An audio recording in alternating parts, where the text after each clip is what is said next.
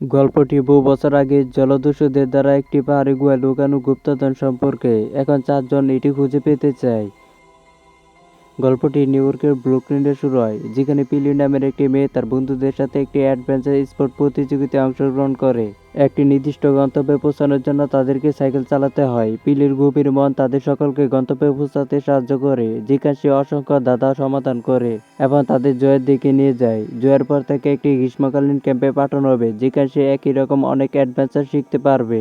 তবে সে ক্যাম্পে যোগ দিতে পারছে না, কারণ তাকে তার মা এবং ভাইয়ের সাথে হাওয়াই ভ্রমণ করতে হবে, যেখানে তার মাতা থাকেন। তার শরীর ভালো নেই এবং আর্থিক সমস্যার সম্মুখীন হচ্ছেন, তাই তার মাকে তার বাবার বাড়িতে চলে যেতে হয়। সেখানে তারা তার দাদুকে বাগানে কাজ করতে দেখে, যিনি পিলির মাকে জিজ্ঞাসা করেন, তুমি কি বাচ্চাদের হাওয়াইয়ান ভাষা শেখালে? এই দুইজন হাওয়াইয়ান শিশু, তাদের হাওয়াইয়ান ভাষা জানা উচিত, কিন্তু তারা দুজনই নিউ ইয়র্কে থাকে, যেখানে সবাই ইংরেজিতে কথা বলে। তারপর পিলি বাগানের কাছে একটি পুরানো বাস দেখতে পায়। সে বাসে যায়, যা সম্পূর্ণ তালাবদ্ধ, কিন্তু পিলির মন খুবই তীক্ষ্ণ। সে কোনোরকমভাবে বাসের ভিতরে ঢুকে পড়ে, যেখানে তার দাদুর অনেক ধন সম্পদ রয়েছে। সেখানে সে দুইজন জলদস্যু এবং তাদের রাঁধুনি মুক্স সম্পর্কে একটি পুরানো বই খুঁজে পায়, যারা এমন একটি ধন সম্পদ খুঁজতে গিয়েছিল যেখানে কেউ কখনো পৌঁছাতে পারেনি। বইটিতে সেই ধন সম্পদের সম্পর্কে তথ্য রয়েছে, কিন্তু পিলি এটা পরিষ্কারভাবে পড়তে পারে না, কারণ সে হাওয়াইয়ান ভাষা জানে না। তারপর সে বুঝতে পারে যে তার দাদু প্রবেশ করতে চলেছে, তাই সে দ্রুত জানালা দিয়ে লাফিয়ে পালিয়ে যায়। সেইখানে সে ক্যাপসার নামের একটি স্থানীয় ছেলের সাথে দেখা করে, তারা বন্ধু হয়ে যায়। রাতে যখন পিলি বইটি পড়ছিল, তখন তার ভাই এটি আবিষ্কার করে এবং তাকে বলে যে সে যে ধন সম্পদের সম্পর্কে পড়ছে তা তারা পাহারা দেয়। যখন আত্মার উপস্থিত হয়, তখন সক্রিয়ভাবে ঢোল বাজতে শুরু করে এবং মানুষকে তাদের সামনে মাথা নত করতে হয়, অন্যথায় তারা তাদের পুড়িয়ে মেরে ফেলবে। পিলি ভয় পেয়ে যায় এবং পড়া বন্ধ করে দেয়। পরের দিন সকালে পিলি এবং তার বড় ভাই তাদের মা এবং তার দাদার সাথে তর্ক করতে দেখে, আসলে তাদের দাদু দীর্ঘদিন ধরে কোনো রকম কর বা রক্ষণাবেক্ষণ দেননি, যার ফলে ব্যাংকে তাদের বাড়ি নিলামে তুলতে পারে এবং তাদের দাদুর কাছে এটি সংরক্ষণ করার জন্য পর্যাপ্ত টাকা নেই। এখন পিলি আবার একই বইটি নিয়ে পড়াশোনা করতে বেরিয়ে পড়ে। ঠিক তখনই হাওয়াইয়ান পড়তে পারে এমন ক্যাপচার তার সামনে আসে, কিন্তু সে লক্ষ্য করে যে এতে কিছু স্প্যানিশ রয়েছে, যা পিলি নিউ ইয়র্কে স্প্যানিশ শিখেছিল বলে পড়তে পারে। তারা দুজনে বইটি পড়তে শুরু করে। এটি জলদস্যুদের কথা বলে, যারা প্রচুর ধন সম্পদ জমা করেছিল এবং একদিন তারা সবকিছু লুকিয়ে রাখার সিদ্ধান্ত নেয়। তারা এটি লুকানোর জন্য হাওয়াইতে এসেছিল, কিন্তু একদিন রাঁধুনি মুক্স সমুদ্র সৈকতে শুয়েছিল। তার অবস্থা খুবই খারাপ ছিল। তাকে দেখে মনে হচ্ছিল যেন তাকে প্রচণ্ড মারধর করা হয়েছে। ঠিক তখনই এক বৃদ্ধ হাওয়াইয়ান দম্পতি এসে মুক্সকে জল পান করে তার জীবন রক্ষা করে। বিনিময়ে মুক্স তাদের সেই ডায়েরিটি দেয়, যা পিলি এবং তার বন্ধু ক্যাক্স বর্তমানে পড়ছে। এতে জলদস্যুদের লুকিয়ে রাখা ধন সম্পদ সম্পর্কে তথ্য রয়েছে। তারা এটি আরও বোঝার চেষ্টা করে, কিন্তু তারপর পাইলির দাদু আসেন, তাকে বাড়িতে নিয়ে যান এবং বলেন যে তার ডায়েরি বা বইটি পড়া উচিত নয়। আসলে আমার দাদু এবং দিদিমাই সন্ন্যাসীদের বাঁচিয়েছিলেন। সে বলে সে তাকে তার গলায় একটি রকেট দেখায়, যাতে একটি সোনার মুদ্রা ছিল। সে ব্যাখ্যা করে যে সন্ন্যাসীরা এই সোনার মুদ্রাটি আমার দাদু এবং দিদিমাকে দিয়েছিল। তারপর সে পাইলিকে হাওয়াইতে নৌকা ভ্রমণে নিয়ে যায় এবং যখন তারা সমুদ্রের মাঝখানে থাকে, তখন সে তাকে একটি পাহাড় দেখায়। এটি থেকে পাইলি বুঝতে পারে যে এটি ডায়েরিতে বা বইতে উল্লিখিত পাহাড়। সে তার দাদুর গলায় মুদ্রাটি দেখে এবং যখন সে মুদ্রা মাঝখানে উঁচু রেখা দিয়ে পাহাড়টিকে চিনতে পারে। যখন সে এটি দেখে, তখন এই আকৃতি ঠিক একই রকম হয়, যা তাকে নিশ্চিত করে যে ধনটি কাছাকাছি কোথাও রয়েছে। সে তার দাদুকে বলে, আমি এই পাহাড়টির উপর থেকে দেখতে চাই।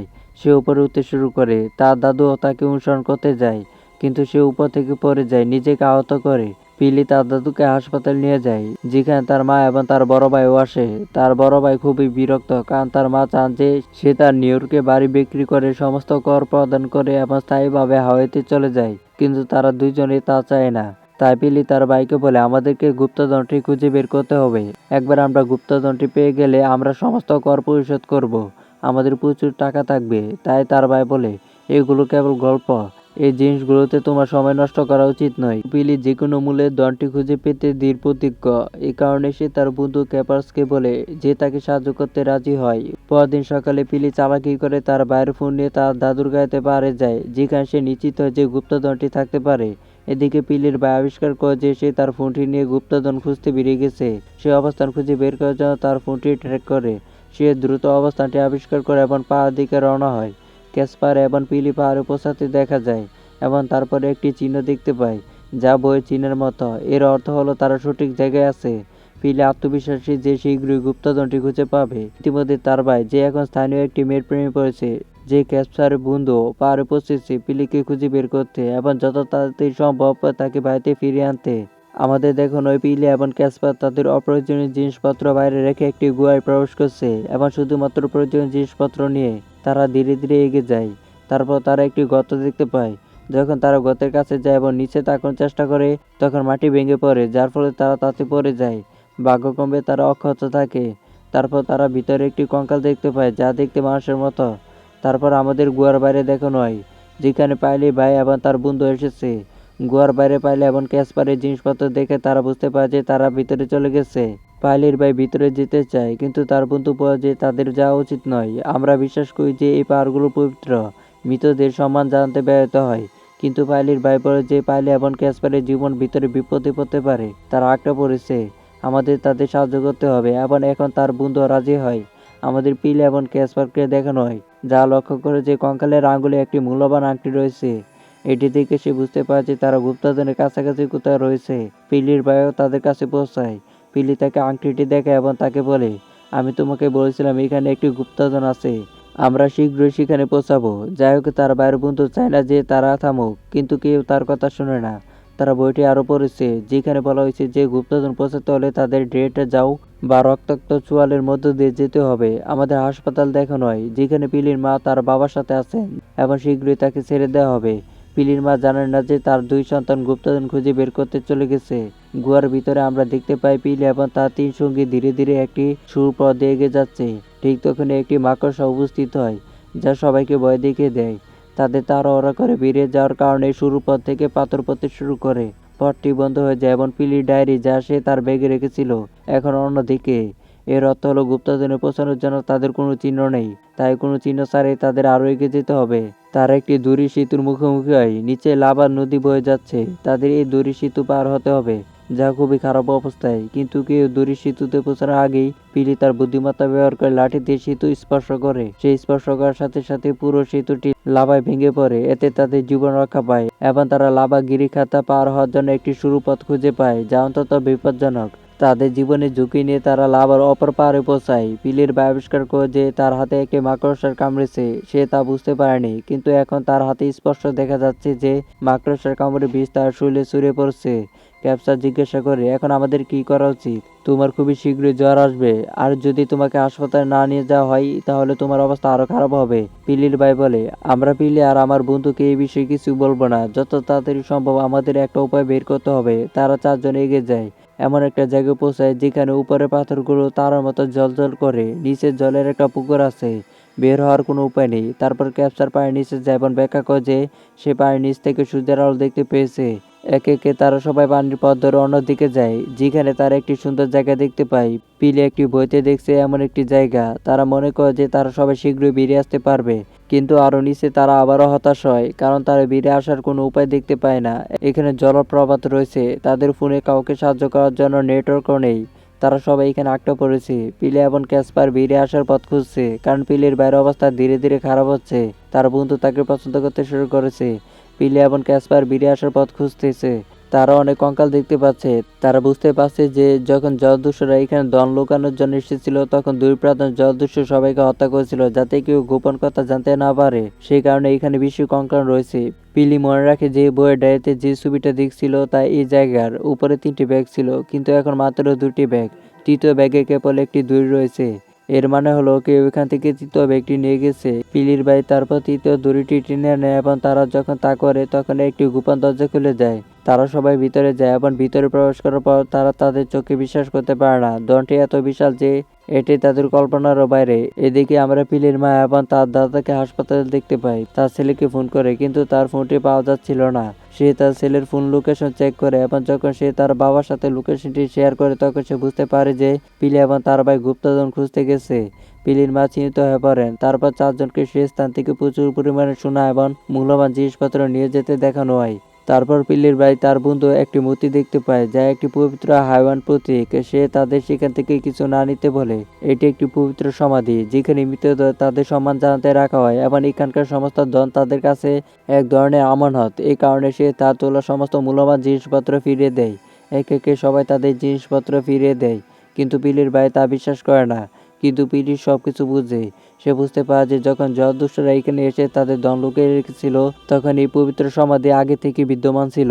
আসলে তারা দুর্ঘটনাক্রমে এখানে এসে এখানকার জিনিসপত্রগুলো বিরক্ত করেছিল, যা তাদের জাগিয়ে তুলেছিল, যারা তাদের ধ্বংস করেছিল। এবং এখন জলদস্যুদের দল এই জায়গার একটি গুপ্তধন। একবার এখানে কিছু আনা হলে তা চিরকালের জন্য এখানেই থাকে, কারণ এটি এখানে আনা হয়েছিল এবং সেখানে রাখা হয়েছিল। অতএব ধনটি এখন এই সমাধির অংশ। সে আরও জানতে পারে যে তার মাতাও এই স্থানটি পরিদর্শন করেছিলেন এবং এই গুপ্তধনটি দেখেছিলেন, কিন্তু যখন সে জানতে পারে যে এটি একটি পবিত্র স্থান, তখন সে সেখান থেকে কিছুই নেননি। তার দাদু বাইরে দূরে থেকে হারিয়ে যাওয়া 3টি পাথরের মধ্যে একটি সরিয়ে ফেলেছিলেন, যাতে এটি একটি প্রতিরক্ষামূলক ঢাল হিসেবে ব্যবহার করা যায়। এখানে কারো আসা উচিত নয়।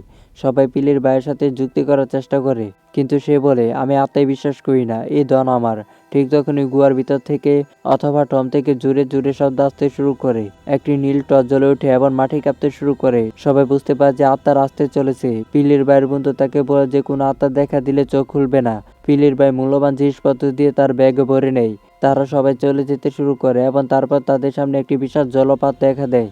একে একে তারা তাতে ঝাঁপিয়ে পড়ে। পিলির ভাই তার শুলে মাকড়সার জাল ছড়িয়ে পড়ায় অজ্ঞান হয়ে যায়, কিন্তু তার বন্ধু তাকে উদ্ধার করে তীরে নিয়ে আসে।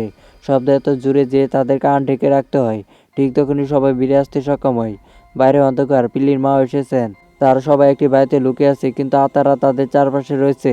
তারপর পিলির মনে পড়ে যে তার বাইরে ব্যাগে টম কিছু জিনিস এনেছিল, যা গুপ্তধনের অংশ। সে সেগুলো একটি ঝুড়িতে রাখে এবং তারপর একটি আত্মা আসে। পিলির মা আত্মাটিকে দেখে খুবই আবেগপ্রবণ হয়ে পড়েন। বিশ্বাস করেন যে এটি তার স্বামীর আত্মা, যিনি সেনাবাহিনীতে কাজ করেছিলেন এবং তার দেশের জন্য মারা গেছেন। আত্মাটি তার সন্তানদের সাথে খুব ভালোভাবে দেখা করে। পরে সে টমের জিনিসপত্র সমুদ্রে নিয়ে যায় এবং সে সেখান থেকে আত্মাগুলো আলোতে রূপান্তরিত হয় এবং আত্মিক জগতে ফিরে আসে। যখনই কেউ সেখানে যায় এবং গুপ্তধন নেওয়ার জন্য চেষ্টা করে, এই আত্মারা তাদের রক্ষা করার জন্য ফিরে আসে। পরদিন সকালে আমাদের পিলির দাদা যে হাসপাতালে আছেন সেখানে দেখানো হয়। তিনি তার সাথে দেখা করেন এবং বলেন, আমি জানি তুমিও সেখানে গিয়েছিলে। তুমি তৃতীয় ব্যাগে ভর্তি পাথর সরিয়ে ফেলেছ। সে বলে, হ্যাঁ, আমি চাই না যে লোকেরা এই বিষয়ে জানুক। যদি তারা জানতে পারে, তারা সবাই গুপ্তধনের কাছে ছুটে যাবে এবং সেই পবিত্র স্থানটি ধ্বংস করবে। বহু বছর আগে মেঘ যখন সেখান থেকে ফিরে আসে, তখন তার সঙ্গীরা তাকে নির্মমভাবে মারধর করে। সে একজন ভালো মানুষ ছিল।